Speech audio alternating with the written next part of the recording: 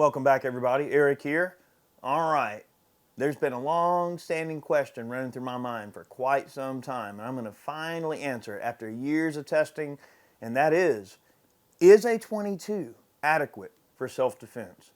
Now, this is a hotly debated subject, all right? There's lots of opinions floating around on this.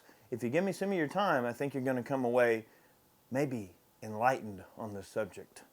Before we get started, I would like to thank our friends at Sonoran Desert Institute for supporting our videos here on the channel. If you're looking for a career in gunsmithing, if you want to learn how to fly drones, reloading, business side of things, they've got some really great distance learning opportunities for you.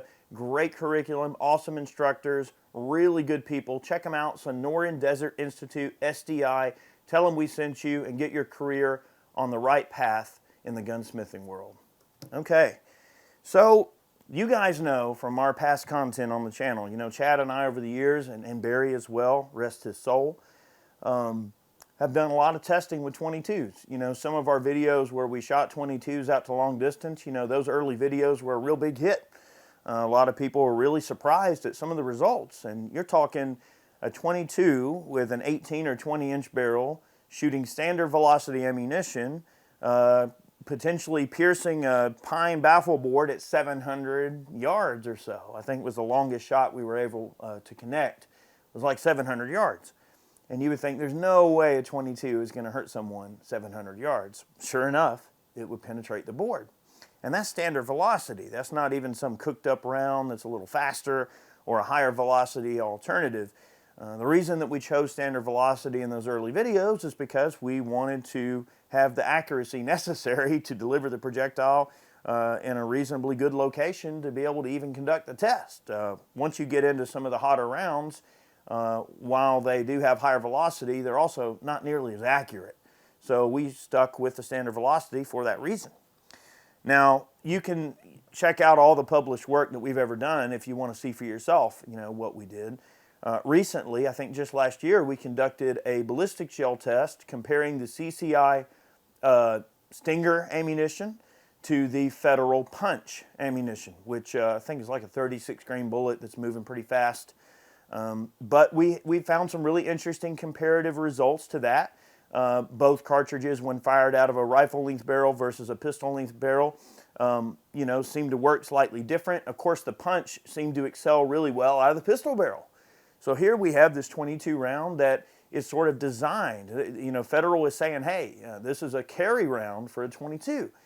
And that's what prompted me to conduct the test on my own independently, because I'm thinking, well, if I've ever considered the 22 as a defensive option, I've always just figured, well, I'll put some Stingers in it, and the Stinger is a reasonably hot 22 round, and that's what we ought to use. Well, that makes sense, right? I mean, a hotter round should have a little bit better terminal effectiveness, and of course, we've seen how a Stinger works on small game and things like that, so it would obviously make sense to run something like that in an auto loader for a defensive unit, if that's what you were going to do to defend yourself with a 22. So, getting back to the question, can you defend yourself with a 22? Is it an adequate adequate defensive round? The answer is absolutely yes, it is. Now, would it be the first choice that I would have if I had to choose between multiple cartridges? Is the 22 something I would flock to? No, certainly not. Well, why do we know that the 22 is a good defensive cartridge? Well, that's because there are a lot of data and statistics that have been collected over the years, and 22s are responsible for the highest number of fatalities. Wait a minute, why would a 22 be responsible for more fatalities than any other cartridge? Well, boys and girls, that's because 22s are common, okay? You got to think, there's a lot of households that at a bare minimum have at least a 22 caliber rifle sitting around. In fact, one of the last murders that occurred down in Port St. Joe, Florida. Okay, I go down to Port St. Joe on a regular basis, a really cool area, but it's sort of a retiree community, really low-key, everyone's real cool, and not a lot of crime, and I think they have a murder like every 10 years or something like that, you know. So to hear of a murder is a rare situation, okay. But sure enough, I'm not going to go into every little bit of the details of what happened, but let's just say a gentleman entered the back door. Now, okay, I'll give a little background. This guy had basically threatened this fellow a little bit, and I think what ended up happening is he tried to coerce this guy to come to his house and start some crap so he could shoot him. Okay, so what would you imagine? This guy gets pissed, goes over to his house. He says, well, come on in the back door, eggs him along. What does he do? He comes in the back door thinking he's going to get in a fight, and the guy takes a Ruger 10/22, not unlike this one, and unloads it into the guy's chest, killing him instantly. Well, okay, in that situation, now that was murder, y'all. That was not self-defense. However, what it showed is that the Ruger 10/22 in that capacity is most certainly a very deadly item. You've got a full-length barrel.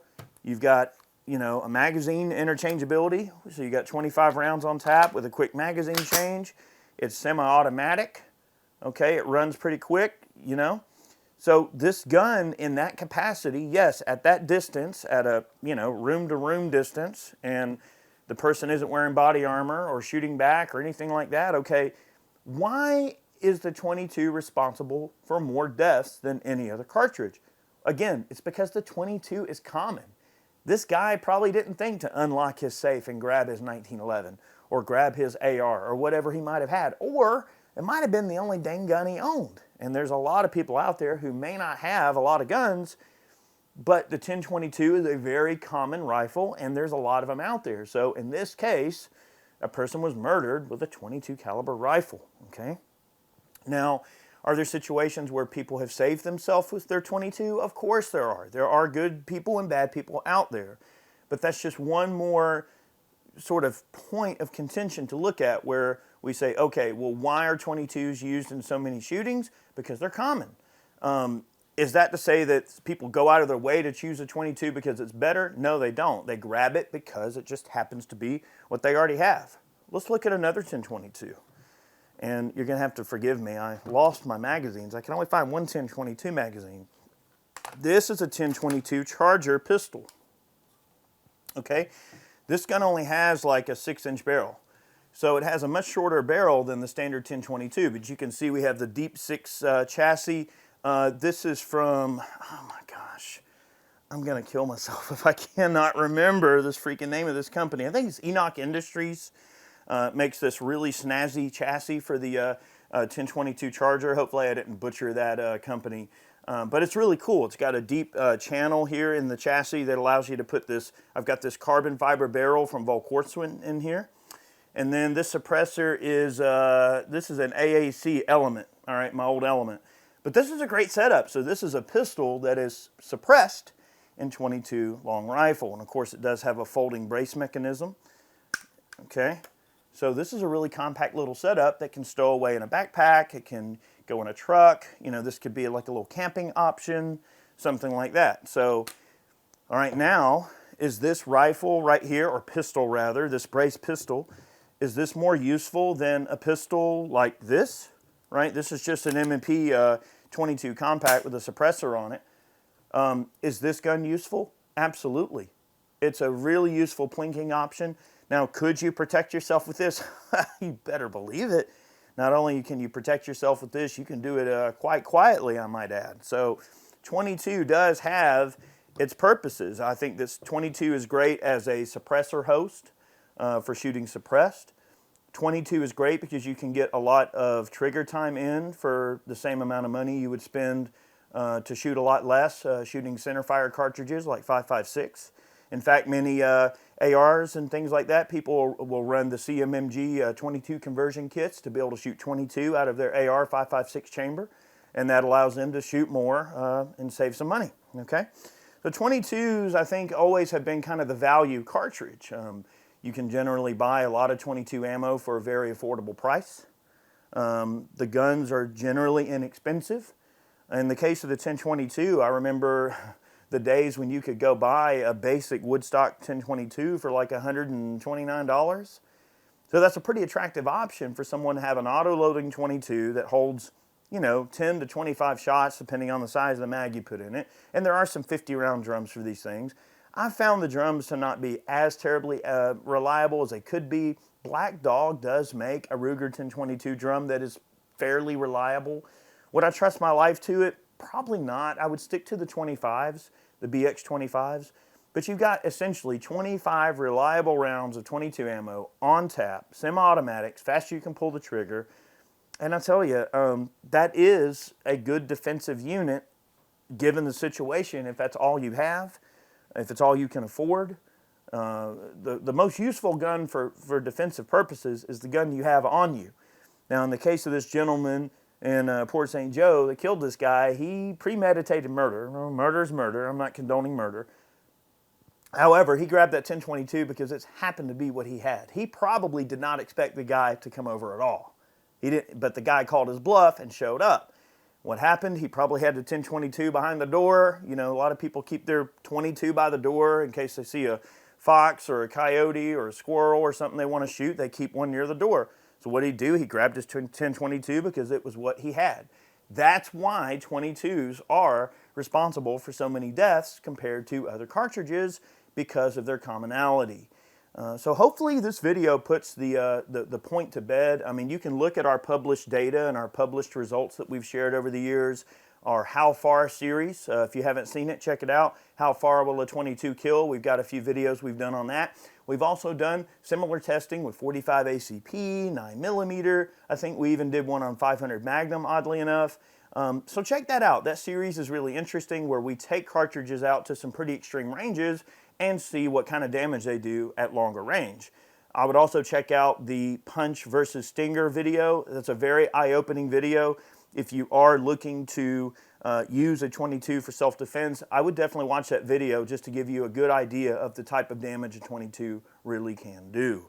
So hopefully this points everyone in the right direction, and hopefully puts the sort of myths to bed. Are 22s useful for self-defense? Yes, they are, within given parameters. You know, if someone's got body armor, forget it. It's not going to do anything to body armor. You know, even if someone's wearing some thick wool clothing or something, you know, a certain round could shrug it off. It sounds like a test to me that we need to conduct. However, 22s do have their place, and just, if anything, due to the commonality and the inexpensive nature of the platforms that the 22 shoots, I would say that it's definitely here to stay, and you're going to continue to see lots of situations where people to continue to use the 22 for defensive purposes and for recreation, plinking, hunting, and everything under the sun. So anyway, thank you all so much for watching today's video. I hope you learned something here today. We have many more on the way. Again, a big thanks to SDI for supporting our efforts. They've been a long-term sponsor of the channel, and a big thanks to them for what they do for us. Definitely check them out. And many more videos on the way. We'll see you soon.